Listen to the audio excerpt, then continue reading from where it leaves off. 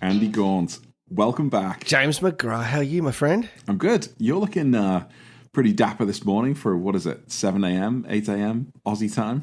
It's actually 9 a.m. Aussie time, so you got your times wrong, but that suited me better because I'm now up to my second cup of coffee. That's a fancy coffee. That's a very fancy. For people listening, Andy's got himself a little shot glass with what looks like a very frothy, milky coffee. A shot glass. That is a very strong cafe latte, my friend. Good None of this Minnesota brown stuff. Yuck. Anyway, we are not here to talk about Minnesota Brown. We've got a lot to get through today. We've got the Porsche 911 Spirit 70. We've got videos, spark plug changes, road trips, rallies, video of the week. Should we get into it? Let's do it. Welcome to Curb and Canyon.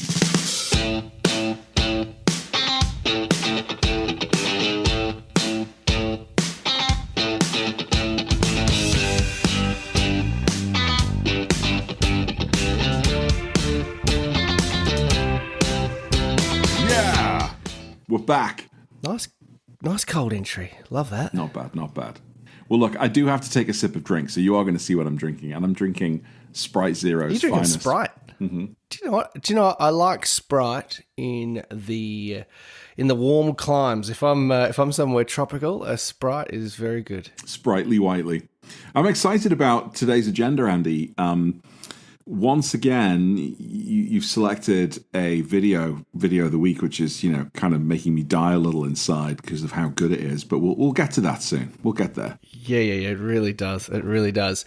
Where should we start? Should we start with this Porsche 911 Spirit 70 so we can get out of the way? Oh, no. See, I was hoping to play bad guy, but it sounds like you're not massively impressed by it either. So are we just going to, rip this Spirit 70 to shreds and moves quickly onto the new GT3? What are we going to do? Yeah, it's going to be a lot less interesting, the fact that we're going to rip it to shreds and neither of us is going to have much positive to say about it. But look, I think it still does bear discussing, so let's get into this. Just launched at their Auto Shanghai show.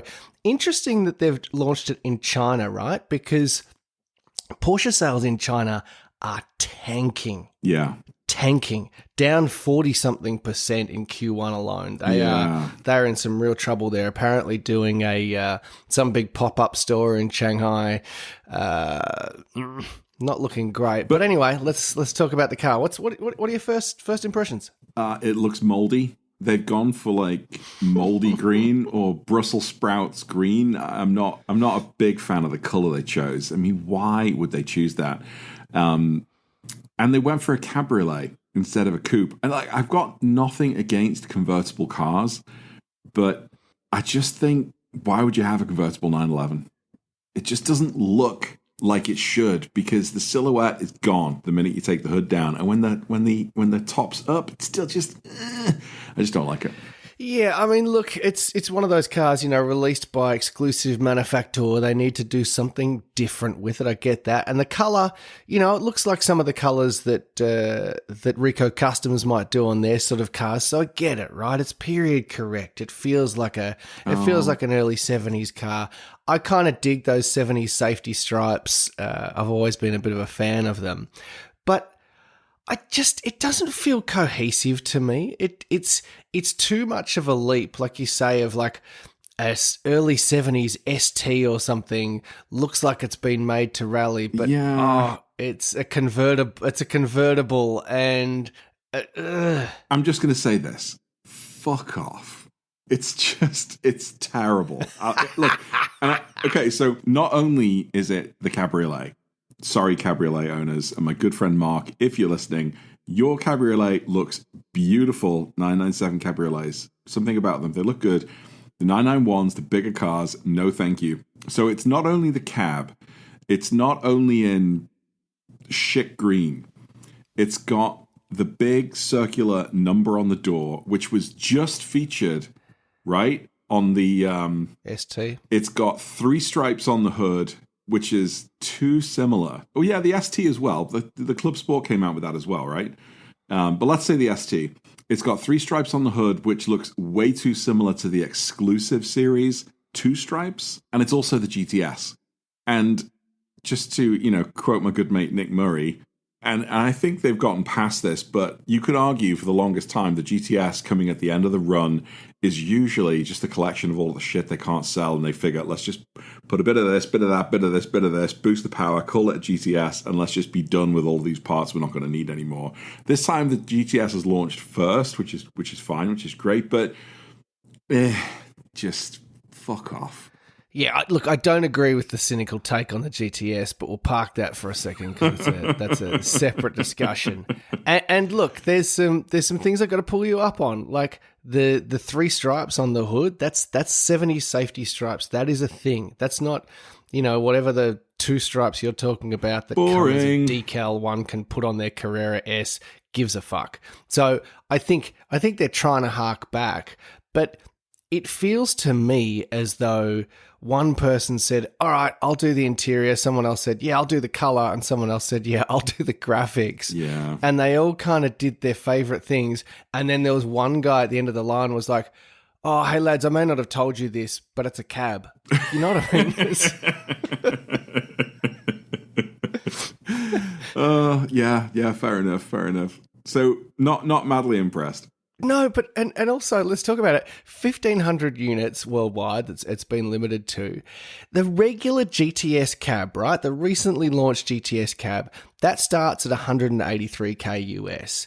This, and let's be clear, there's no powertrain upgrade. There's no engine upgrade. It has no additional power. Nothing other than some questionable color choices and decal choices. I do like the Pasha interior, I'll say that. 240K. I'm tempted to quote you and say, fuck off. Exactly. And here's another thing that itches my crack, okay? It's called... Good. Do you know what? Hold on. There is a cream. I'll let you know about it after It's not made in Stuttgart, let me tell you that. So it's called the Spirit 70. Now, maybe they set a bad precedent. What's that even mean? I don't know. Come on. But right. Is this a sequel to Moana? So, dude, the 991.1 911R, how many of them were made? 900. 991. Okay. Why are they making 1,500 of this Spirit 70? Wouldn't it have been clever to only make 70 of them? Of Porsche, 1,500? Wouldn't it be clever to, if they're going to call it the Spirit 70, there are only 70 available, make it even more desirable, and then you could probably say, I'm going to charge 200,000 or 300,000 or even 500,000 for this thing. And I bet you there are 70 knobheads out there who would happily part with $500,000 for this shit green cabriolet. But no, apparently there are going to be 1,500 of them. So, no. And look, let's not labour the point too much, but I also do think there is something tone deaf or just a massive misstep, as you keep saying, in doing it with a cab. Like, if you're going to use all of this sort of early 70s heritage motorsport touches, put it on a coupe. Do a coupe. Yeah. I still wouldn't love it, but at least I'd kind of get it. And I was looking on Rennlist this morning, and Joe Kosinski had a piece he'd written on the front page there, and I love this quote from him. He said, 3 years ago, I wrote about Porsche Special Edition Fatigue, which straight away you kind of get, right? The premise was that Porsche builds these great cars, prices them to the moon, dealers tack on ADM on top, and the allocations go to the same people that bought the last special edition. Yeah. Most of the cars rarely, if ever, get driven and then just getting flipped on Bring a Trailer. What's the point? We'd rather see Porsche build us a modern day 944 or something similar that enthusiasts can actually buy and enjoy. Mic drop, Joe Kosinski. Yeah. Good on, Joe. Yeah. I like it. Yeah, I'm down with that. I've actually seen some AI, I think they're AI-generated visualizations. The 944s? The 944s, the 928s, and there was another one that I saw recently. And for a minute there, of course, I fell for the clickbait. I was like, oh my God, that looks so good. That looks so good. But I think they should do something like that. I mean, if they're going to bring stuff like this to us, and there are people out there who are going to buy it, just, give the public, Give the Porsche enthusiasts what they want. Well, just be real. Not this. No one asked for this. Come on. No one asked for this. No, that's it. Just be real about it and go, yeah, it's not 240 versus 183. Yeah, anyway. So that's a big babon from both of us, it sounds like. Now, we'll put the link to this article, with the episode or whatever on Instagram, so that you can see not only the photos of the shit green cab, but in the background, the beautiful shark blue or whatever blue GT3 was launched as well, the new 992.2 GT3. As much as I love the GT3, you and everybody who follows me on Instagram or whatever know that the GT3 is just my car. I think for the first time ever, I've got something maybe not so nice to say about the GT3. And it's super, super nitpicky. It's super nitpicky. But should I get to that first, or should we talk about all the awesome stuff? Well, I mean, I think you may as well get to it, because I think, the GT3's been on the market now for a little bit, so there's nothing new, I don't think, in this Shanghai GT3. Fair enough, but the thing that maybe I haven't discussed, or at least I've only just learned about, is that the headrests can be removed with one hand, and that apparently is a key selling feature for the track. Who in the world is tracking a car and fucking around with the headrest? Why do you need a one-hand quick-release headrest when you are tracking a car? I don't get it. Maybe I'm just in a really cynical, arsey mood today, but that was another crack at you. Do you seriously not know? No, tell me. I've never tracked cars, but I can't imagine. Tell me why. Because the thing is, right, this goes with your whole shtick of just grumpy old guy. They don't need this. Porsche throwing in stupid things that nobody needs. This is actually a very cool feature. Because if you go to the track, the problem can be with the existing or previous carbon buckets that the headrest with your helmet and hands device pushes your head too far forward. So when you're at the track, you take the headrest out to create more room for the helmet so that you can actually sit comfortably. That makes perfect sense. What are you not understanding? Why? What? Let's say what? That's true. Let's say that's true. What? When you are standing outside the car before you start the race, why does it matter if it takes you 2 hands and 10 seconds instead of 1 hand and 5 seconds? Does anybody change their headrest out in a pit stop? Is that why it needs to be quicker and faster and slicker? Fuck off! Come on! It's just. You're not getting any action at home, are you? Because if you're angry about this, it's just tweaking for the sake of tweaking. Now, I tell you what, I think the other thing. Okay, so hold on. So the James McGrath spec GT3 takes 27 minutes to remove the headrest. The point is, it's easy. But why does it? It was already easy. Why does it need to be easier? Why does it need to be wasn't easy. one? It couldn't be done before, you dum-dum. Oh, okay, fair enough. Okay, bucket seats, I get it. Yes, there was a fixed head. All right, yeah, fair enough. That makes total sense to me now. Okay. Okay, so wait. We're going to talk about one other thing about the GT3. They've just set a new lap time at the Nürburgring. Have we seen this? Yay. But in a manual GT3. That's this impressive. Is pretty cool. That's impressive. Yeah, I love that they went and did this with a manual. So it's a 656.294, which apparently, I haven't got the article in front of me, but I think from memory, that is 7 seconds quicker than the previous gen GT3 PDK. Which is pretty impressive, right? I know people get a bit cynical about Nürburgring times and who gives a shit, doesn't mean anything to the consumer, but it is the one piece of empirical data that we have that suggests that car X performs better than car Y in something that is somewhat similar to a real life application, yeah? Yeah. That's impressive. Yeah. That's awesome. That is. So they put that all down to aero. So the car's basically the same horsepower, no different, but the aero has helped so much that the legend that is Jörg Bergmeister was able to put it around the ring in 656 3 or thereabouts. Pretty impressive stuff. There is an absolutely phenomenal German name, Bergmeister. Yeah. Yes. Like straight out of Central Casting. King of the Castle, Bergmeister. Yeah.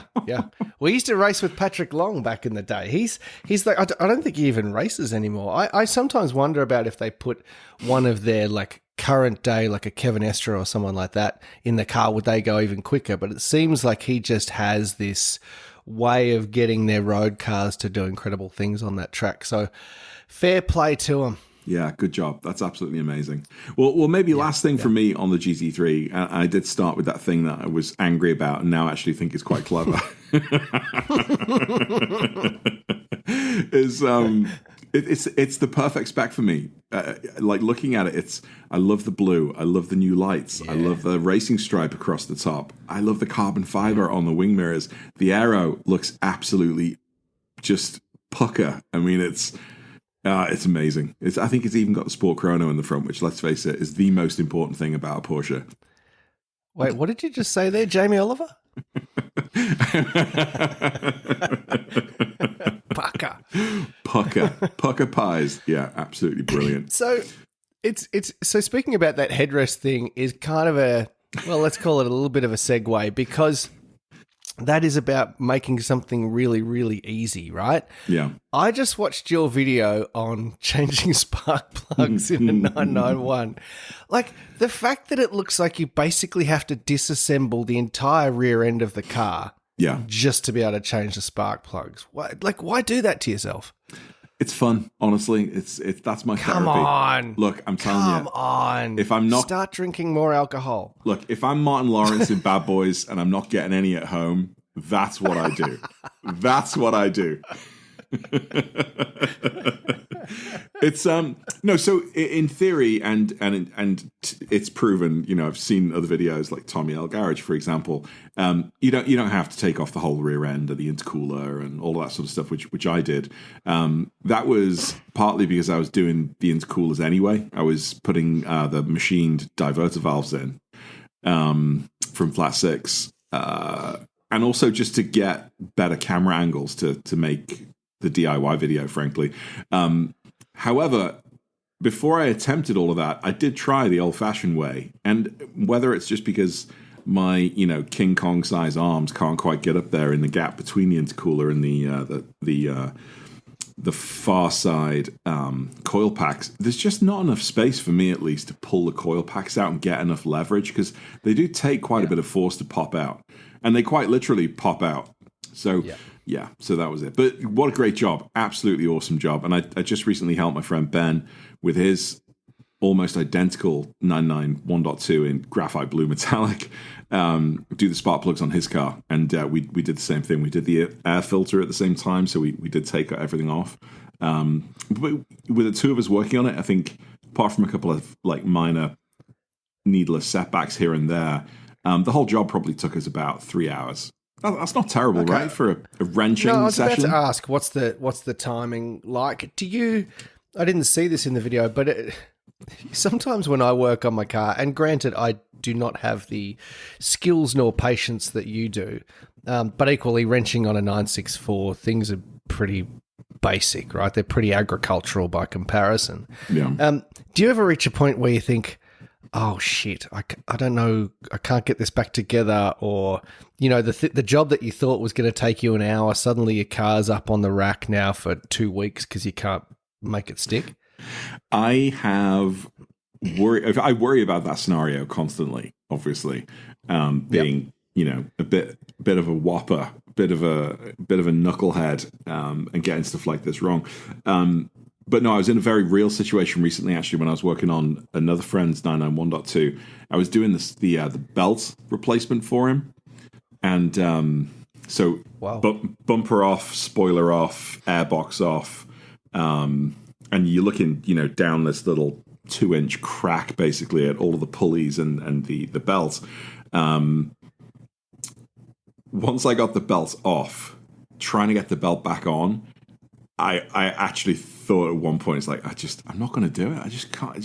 How do you do it? Like, I've forgotten. Like, does this one go on top or around? Does it go around this way or that way? And then once you get like 2 or 3 lined up, if you twist it a little bit, they kind of fall off. And so it's right. Oh man, I don't enjoy that job. But there was probably about a 20-minute sweat session where I just thought, oh my God, I'm not going to get this thing back together. What am I going to tell my mate? I was about to say, was your mate there? No, he just dropped. Okay, he dropped it off, and I worked on it for a week. Because imagine that he's there and he's looking at you, and you're giving him the sort of nervous, yeah, mate, thumbs up thing, and thinking, shit. Yeah, exactly. How the hell do I put this thing back together? Yeah, very real scenario. Is this the first he's hearing that you pretty much ruined his car? Oh, no. I told him I was pretty terrified at that one particular moment. Yeah, and actually with my friend Ben's car recently, when we were working on the spark plugs, the job went perfectly, and we put the car like all back together, even got the wheels on it and put it down, started it up, and he got a check engine light. No. And this didn't happen on my car. It didn't happen on my other friend, Adil's 991.2. So I've done this job 2 or 3 times now, completely flawlessly. Ben and I are working on it together, and he's, supposed to be benefiting from the fact that I've done this a few times before. We get this check engine light, and there's we do the diagnostics, and it's a faulty coil pack, or there's just like a cylinder misfire, and it tells us which cylinder is misfiring. So we checked that one out. Couldn't, we were reaching around, replaced the coil pack, replaced the spark plug, still getting the check engine light. Just could not figure out what it was. We actually took the whole car apart again. The bumper, the air, not the air filter, but the bumper and the intercoolers. And we took it off, and we said, okay, let's just go around, and we're going to double check absolutely everything. And we did. Put it all back together. He's still getting the check engine light. Decide to call it a day. So this 3-hour job that should have worked in 3 hours ended up taking about 4 or 5. Took it to our friend AJ, who runs Eurocharge Minneapolis. And basically, he just took one look at it and figured that one of the electrical connectors on the coil pack hadn't been clicked into place. So all of that nonsense, like taking it all apart and putting it back in, and it was just literally one electrical connector that looked like it was on, but when you give it an extra squeeze, click. I would just like to say, for the record, that was the side that Ben was working on, not the side I was working on, as I pointed it out to him, just to avoid any blame. No, that's fair. Ben, know your limitations. Exactly, mate. Well, what an amateur. What an absolute amateur. So, have you got other videos planned at the moment? Because a lot of cool DIY stuff, but any driving content? Well, I'm in the middle of filming my next exhaust video. I think I'm only going to have 2 more exhaust videos, like 2. I've put the cat bypass pipes on. Oh my God, you got to listen to this thing when it's on the road. When I'm shifting or I get on the gas, it sounds like shotguns are being fired out of the back of my car. Like the first time it happened, I like almost ducked my head, thinking like, was that a shotgun? Like, is someone shooting at me? It is insanely loud. I'm not gonna and I do have a road trip coming up, as you were asking. I'm gonna have to get them off, to be honest, before I go on the road trip. I'm not just insane amounts of sound. I'm not gonna dig that at all. Is that a setup one would typically go for if they're just setting their car up for track, perhaps? Is there a performance gain to be had? I think that, extra bit of high flow that the sport cats improve upon, but don't fully resolve, I think probably gives you a bit of a boost. But I think, to be honest, unless I was tracking the car, I wouldn't want that setup. And this is even before I've got the headers on. So this is the bypass pipes with the Sol valved X pipe, and it sounds amazing, but it's too much. It's just way too much for me. But yeah, speaking of drives, and we're going to talk about your range rally in a second. I've got a drive coming up with some friends. We had planned to do a tour of the Rocky Mountains, and we were going to do Boulder over to Provo and Utah and up to Yellowstone and back around again. But with the threat of winter road closures still in the Rockies, and a few kind of competing priorities with other things for a bunch of us, we've decided to sort of scale it back a little bit, and we're doing a tour of the Black Hills in South Dakota and a little bit into Wyoming. So Mount Rushmore, Keystone, Custer State Park, Bighorn, the Devil's Tower, Spearfish Canyon, Deadwood. If you're a Deadwood TV show fan, we're going to be going to Deadwood. That's going to be great, and it's going to be a little easier because we're staying in one place. And actually, I wanted to ask you about this. When you do your rallies, are you guys staying in one place and then just like touring different regions each day, or are you on a continual loop and it's like a different place to kip every night? Look, before I answer that, I love that as you're going through the different locations, any one of those that was familiar to me was only familiar to me through pop culture. Like Provo, I'm like, oh yeah, I'm pretty sure Chevy Chase goes there in Fletch. Then you said Yellowstone, and I'm like, okay, I'm watching Yellowstone at the moment with Kevin Costner. And then you said the Black Hills, and I'm thinking, what is that, Calamity Jane? And then Deadwood. So to answer your question, no, our trip is always, it's only 2 nights. The one we did previously was actually 3, but we found, I think 2 nights is kind of the sweet spot, but we stay in 2 different places. There's certainly there's certainly an argument to be had that the place we stay in the first night, you could stay there for 2 nights and do a loop, but no, we move around. Yeah, gotcha. Yeah, that was what we were going to do in the Rockies, and I think we actually worked out we were going to be staying in 6 different spots over 8 nights, so it's actually going to be quite a tour. That's a long trip. It is a long trip, and we also figured we were going to be averaging about 450 miles a day. A lot of that, like challenging mountain road, which also is maybe a little bit unrealistic to keep pretty that tiring. Up. Yeah. So you know what? I don't know if you've used ChatGPT to help you plan road trips. My friend Mark was telling me about this when we were out driving in the Carolinas recently. He uses ChatGPT for anything that requires any kind of plan or novel kind of solution. Yeah. So I plugged it in, and I just basically said, give me a 3-day road trip of the Black Hills, taking in as many sites and scenic routes as possible, challenging roads, no highways, suggest where we stop for lunch. I want to start here and end here, and we basically, we don't want to do more than 4 or 5 hours of driving a day. Boom. Yeah. And it came back, and it was perfect. I mean, like, it needed a couple of tweaks here and there, but I was amazed at what it provided for me. So we're going to be doing the AI-inspired trip of the Black Hills. Gee whiz, I love that. It's a pretty handy tool for that sort of thing, isn't it? Yeah. I can't take credit, obviously, but it does look like I did create the routes because it's on my website, autoamateur.com/2025 spring tour if you want to join us. Love it. And you know what? AI is a bit like most other things. Put shit in, you get shit out. So it's only as good as the prompts it gets. There you go. Exactly. So give yourself some credit, my man. Yeah. It hasn't yet come up with photos of Jennifer Garner in lingerie draped over the front of a classic 911. It refuses to make those images for me, but one can hope. I feel like there's more than a kernel of truth in that. It's completely true. It's completely true.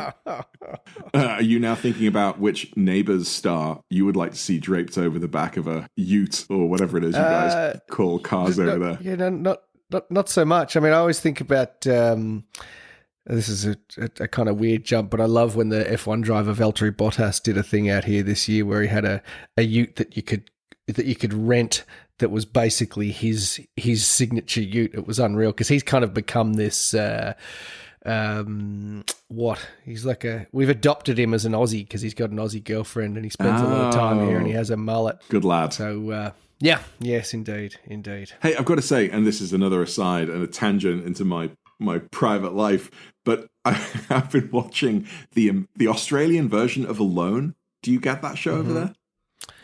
I'm sure we do. It's basically a bunch of wilderness survivalist freaks who get drop shipped out into the middle of nowhere, and they've got to survive for as long as they can. Long story short, the American one, they survive forever. They're out there for like 50 days, 60 days, 70 days. It's a little boring, frankly. The Australian one, it's like Celebrity Big Brother. It's sweary, it's trashy, it's just... This one guy like basically took an axe to his tent or whatever because he was just pissed off that he couldn't catch any fish. There's another lady that's basically walking around naked because she feels like she's close to the nature or whatever. And dude, you guys you're a funny bunch. I'll give you that much. Do you know it'd be funny because I think you said that was filmed on the west coast of Tasmania, which is where our Tasmanian trips take place. Is that right? If in one episode one of them just kind of stumbles out onto some road and 20 Porsches go flying by. Oh man, it looks absolutely beautiful out there. Yeah, I mean, I remember seeing your video and the footage from when you guys did a trip out there. But yeah, wow, that's some pretty spectacular bush, and I'm not talking about that lady.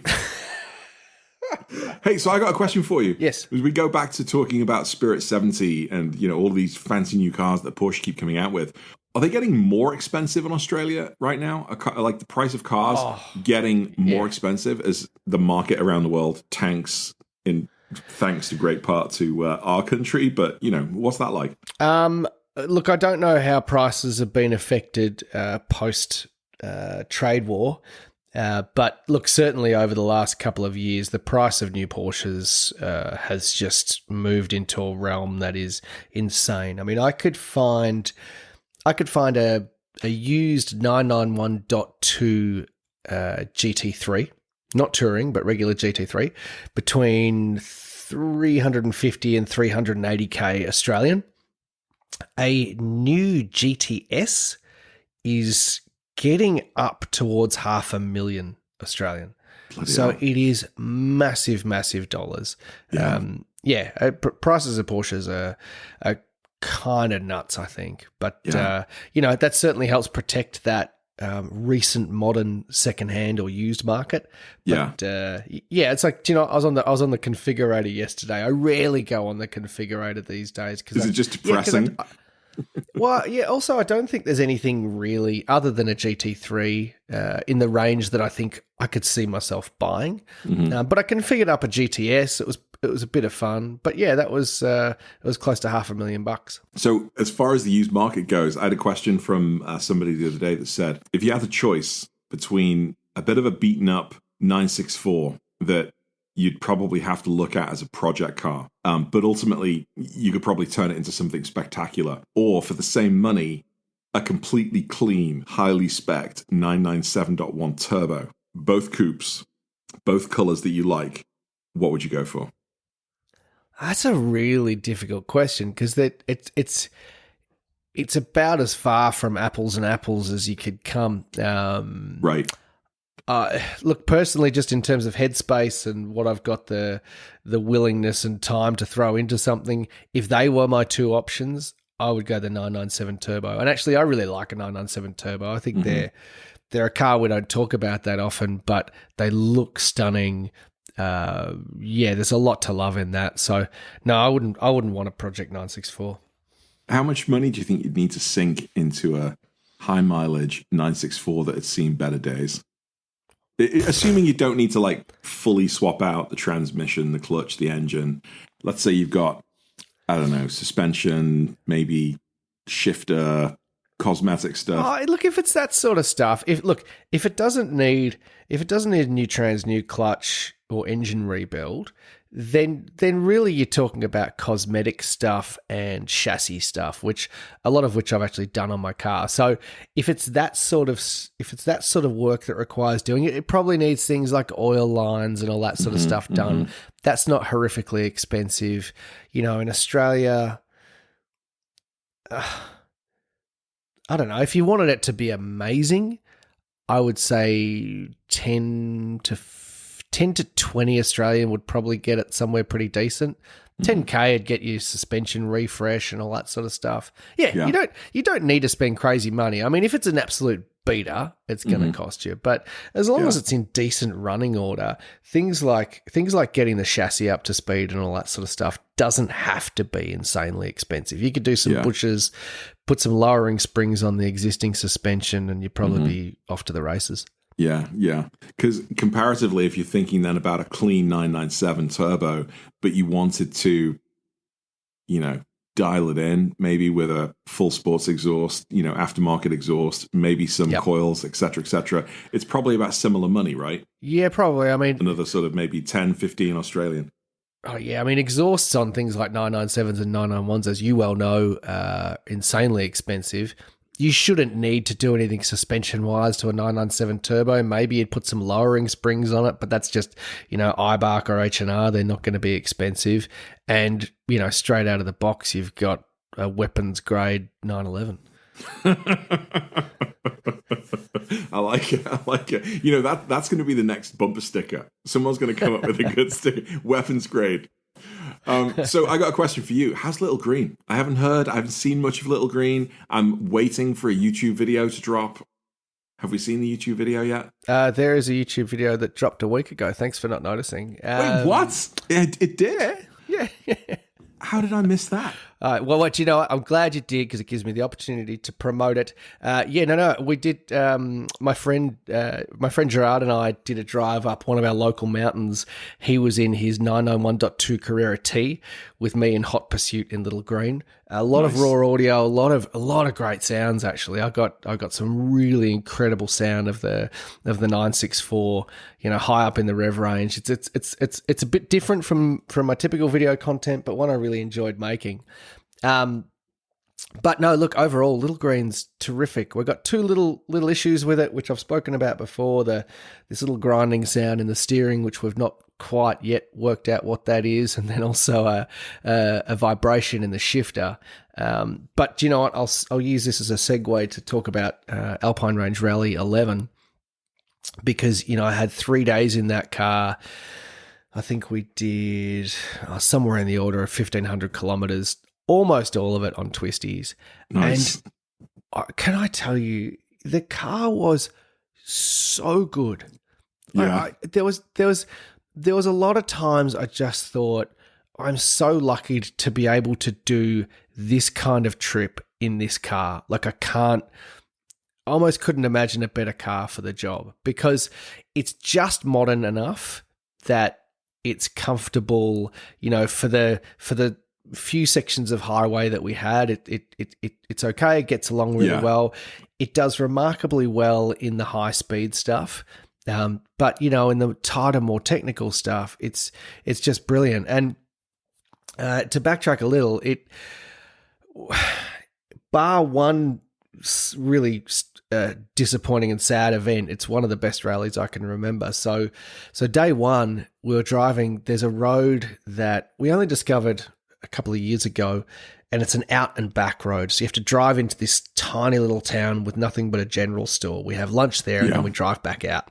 And it's super tight, super twisty. And the road surface can be a little bit sketchy, but overall it's a pretty great road. And we're driving in, and on the way in, it was this small Ford truck came towards me. I was leading, and he had an orange flashing light. He had a wide load ahead sign on his car. So I slowed down, and sure enough, this huge truck was coming in the other direction. So I got on the radio and said to everyone, hey, pull over, watch out, huge truck, which everybody did, and that was great. So then on the way back out on that road, we're driving along, and again, I was in front, and I come flying around a corner, and there's a truck the same size as the one we'd passed on the way in, but with no support vehicle, coming around a bend in the other direction. Oh no! So I had to take a little bit of evasive action to avoid this thing, and I jump on the radio and I, again, say to everyone, "Hey guys, massive truck, get off the road." So everyone gets off the road. Anyway, we continue on. We have this incredible drive. We get to the end of the road, and we all just kind of pull over to wait and let the group sort of regroup, if you like.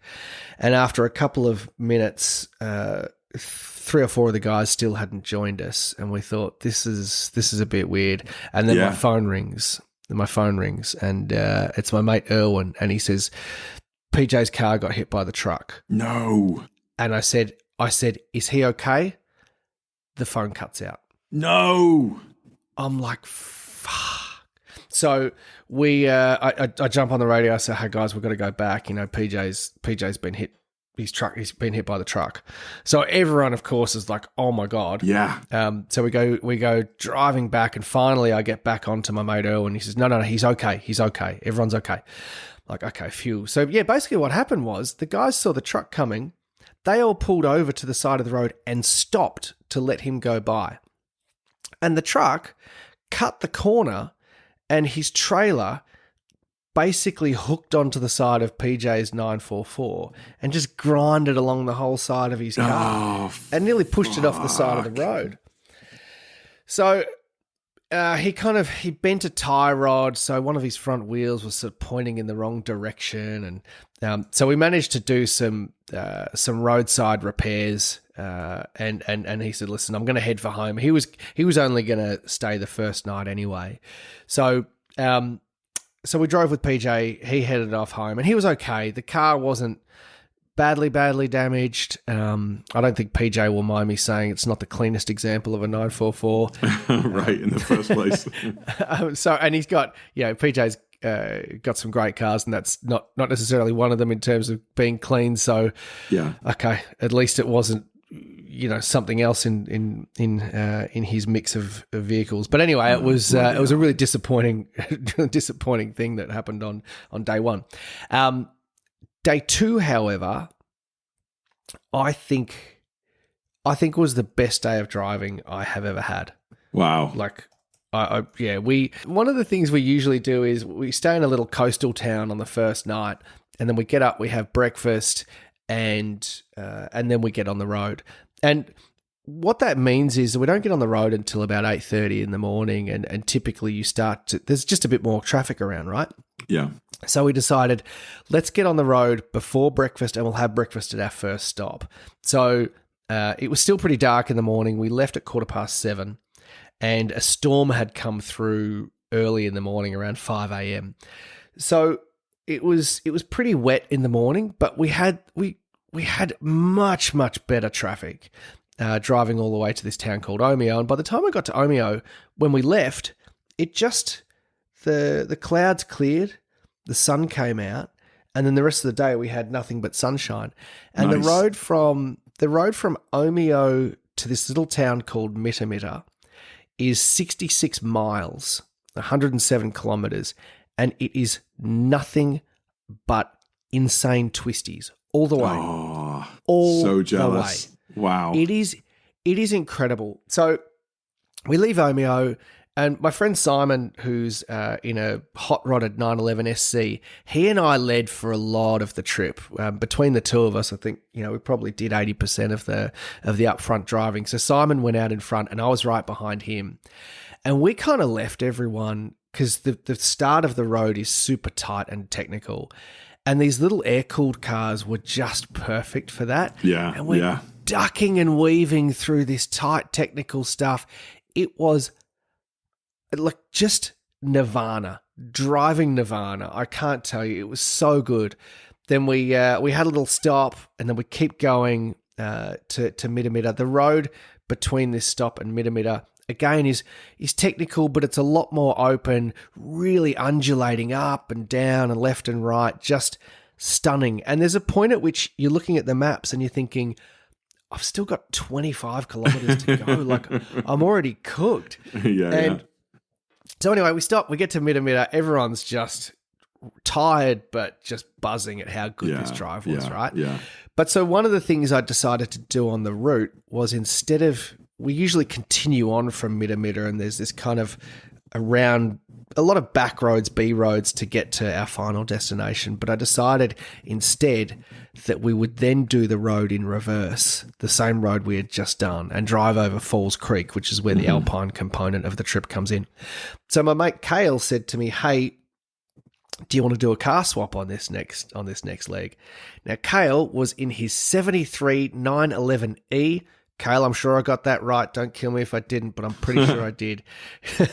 He always gets annoyed because I call it a 72T. Or anyway, it's a 73E. I know it. So we did a car swap, and I'm driving these twisties in this car, and at first I was quite trepidatious. Right? It's another nearly 20 years older than mine, but after a while, you get comfortable with it, and I was hustling the hell out of this thing. No way. it was a fucking riot. I cannot tell you how rewarding this car was to drive, because if you made a mistake in it, you knew all about it. But if you got everything right, if you got every input perfect, it was perfect. And the car's really torquey. It's amazing to drive. And I mean, hats off to Kale for doing the entire rally in this car, because it's a lot of work to make it work. But what an incredible, incredible machine. And then when we swapped back, I mean, Little Green, again, I was just marveling at how tight the chassis is, how direct the steering is. And there was this moment where we ended up on top of Falls Creek, which is one of the ski mountains in Victoria. And it was about 4:00 in the afternoon. There's no one around. It is still. There's not a breath of wind. Sunshine, you can see forever. Yeah. And I just thought to myself, how good is this? Yeah. Like, Life how is good. Is this? Yeah, like 100%. And then from there, I got in behind my mate Rocco. He's got a Cayman GTS 4-liter in carmine red. It just beautiful. Oh, what a car! And I followed that all the way down the mountain. And then the last little section is there's a mountain that you have to go over. It's quite small, called Tawonga Gap, before we end in the little town called Bright. And Rocco's in front of me, and climbing it, it's quite steep. And I just kept thinking, okay, I've got to get everything perfect here, because he has got so much more torque than my little 964. Yeah. But somehow I managed to stick with him, and we had this run then down the hill into Bright, and it was all of us in a line. It was just perfect. And then the way the day ended, we decided we arrived just in time to watch the Formula One qualifying for the Japanese Grand Prix. And so we said, hey, let's go to the pub. Maybe they'll put the Formula One on for us, knowing there was Aussie rules football being played, so they probably wouldn't want to put it on. We walk up to the pub. There's a bunch of tables outside the pub, and there's a big screen TV outside, and they've got the Formula One on. And there's this group of women sitting at this one table right in front of the TV watching it. And I said, look at you guys watching the Formula One. Do you mind if we join you? And they said, no, absolutely not. This is Oscar Piastri's mum. And I look at this woman and I'm like, yeah, that's Oscar's mum. So we watched Oscar doing the Formula One qualifying. No with Oscar way. Piastri's mum. Yeah. And we had great food on the trip. We tried a few new restaurants. That was brilliant. It just, I don't know. As I say, I was gutted for PJ. I was really disappointed for him that he experienced what he did. That's just, that's really gutting. And, I look forward to seeing that car back on the road. But that second day of driving was the biggest day of driving we've ever done. It was huge. But, like I say, mega. There was just something special about it. Yeah. Well, so your video dropped 5 days ago, according to YouTube, which is Monday, my time. So no wonder I haven't seen it, because this has been an absolute fucker of a week. And I'm now glad it's Friday. But I can't wait. I can't wait to check that out tonight on the big screen once I put my kids to bed. And I'm sure it's going to be Andy Gaunt quality with some epic cinematography. But I don't want to embarrass you and put you on your spot, because, you are a wonderful content creator, Andy. Let's talk about video of the week. I am, first off, surprised, therefore, that your 964 video hasn't been proposed for video of the week. Well, I nearly proposed your spark plugs video as video of the week. How modest and magnanimous of you, good sir. No, but you've actually done me a favor this week. Not only do we have a GT3, we got a GT3 Touring, the 991.2. It is my dream car. Or do we? Do we not? We do. I don't think it is. What? So let's get into this. Let's talk about this. Come on then, hit me. So it's a film by a channel on YouTube called Night Run Films. They've got some great stuff, actually. I really like their content. In fact, they've got some videos of 944s, which are amazing. And in fact, I think we may have featured them before, because I think the video we did on the 964 RS, the silver one, I think that's one of theirs. There are so many 964 videos of the week, Andy. I can't possibly remember them all. I was certain we would have featured this before, because this one is on regular rotation for me. It's a 991 .2 GT3 in crayon with gold BBS E88s driving in the Suston Pass. I mean... But it's a touring. How is it not a touring? There's no wing. It's PDK. It's PDK. So we have a GT3 owner that's taken off the wing of their GT3. I'm pretty certain it's a D-winged GT3. No. I would love anyone to watch this film and tell us your thoughts on this. And in fact, if you're the Night Run film guys, tell us your thoughts on this. But there's a couple of scenes because I thought it was a GT3 touring as well. 100%. That's what it looks like. It's got the touring badge on the deck lid. But there are a couple of scenes where you see him shifting, and he's paddle shifting. He does, yeah. And the 991.2 GT3 touring was manual only. Are you said the Anorak. Are you 100% sure of that? Yes, I think. Wow, that's some trickery because I'm drooling over this car. Maybe if I ever get a GT3, that's what I'm going to do to it. I'm going to take off the wing and pretend I've got a touring. Well, so it's funny you say that because I saw it, and so then I did a bit of a deep dive on what does it take to remove a wing from a GT3 and blah, blah, blah. It's my take on it based on the research I've done, which, okay, it's not exactly a deep dive, but I think it's quite difficult to do. I don't think it's as simple. I mean, you could probably do it, but I don't think it's as simple as just swapping out 3 bolts and you're done. It's just like on my car, it's just 4 bolts. That's the spoiler, and it's off. The whole spoiler's off in 4 bolts. I don't know. Well, because think about this, right? The regular GT3 doesn't have the mechanism, right? Doesn't have the spoiler mechanism. And then you've got a whole lot of electronics that come into play for that spoiler mechanism, which are not included. Buttons to deploy the spoiler, all of that sort of stuff that don't exist in the car. I imagine, again, with no technical knowledge or background in this whatsoever, that there's probably a standard wiring loom across both, and maybe there are some, I don't know, what dead ends on the wiring loom if you don't have a GT3 touring, because it doesn't require the spoiler mechanism. So I think there's a bit more to it than simply just taking one off, painting an old one, and putting it back on. Wow. So I'm going to need to find out the answer to that question because that's actually quite fascinating. But let's not have that detract from this video because this is another.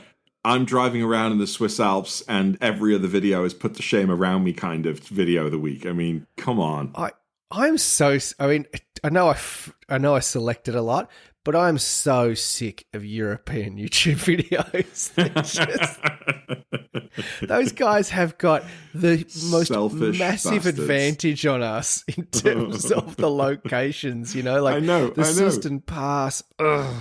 Yeah. It's beautiful. It just looks so good. So the first 30 seconds of the video or so, you kind of wonder what you're watching because it's like, it's like the start of a disaster movie where you get newsfeed over newsfeed over newsfeed. Future. Yeah. And then he gets up, turns off the TV, walks out, and there's that just gorgeous .2 sat outside his house.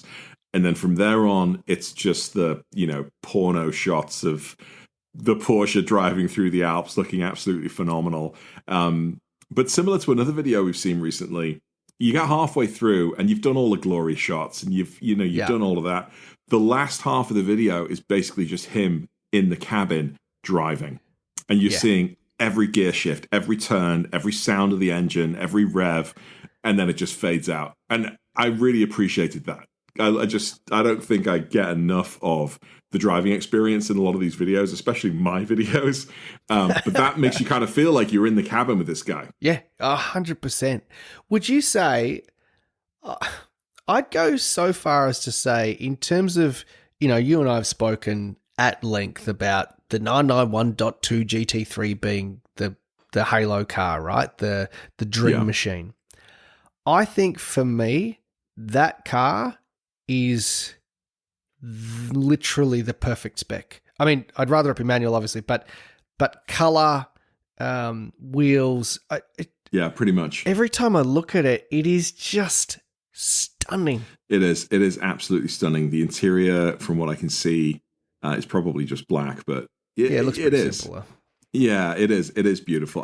There's still a part of me that thinks that if I bought a brand new car like that, like especially a GT car, I'd go for the lizard green or I'd go for the Mexico blue. Yeah, I see that. You know, maybe there's a reason why so many of these GT cars are in colors like this, because once you actually get down to handing over that much money, you're like, no, I'm going to. Do I want to be seen in lizard green? Exactly. Yeah, exactly. But yeah, man, what a great, absolutely great video. So that's Night Run Films. Got another subscriber here from Minnesota, USA. Good job, guys. Brilliant. Yeah. We'll list this obviously on our Instagram, guys, and check it out. It's well worth a look. Yeah. Well, that's it for another video, Mr. Gaunt. Did I say video? Podcast. Another pod. Right. Well, I'm going to go and continue planning for my mountain run. Actually, you and your new friend ChatGPT. Exactly. I've got to drive with some of the guys first of the season here in Minnesota this Sunday. That's going to be fun. There's about 12 of us going out in the local cornfields to drive in a straight line 4 times. Just overtaking each other. Exactly. Yeah, totally. It's been great. Well, thank you everybody for tuning in for another episode of Curb and Canyon. I'm James at Auto Amateur and I'm Andy at Last Rasp with videos back on YouTube. Good lad. See you in another one soon. Cheers, guys. See you, team.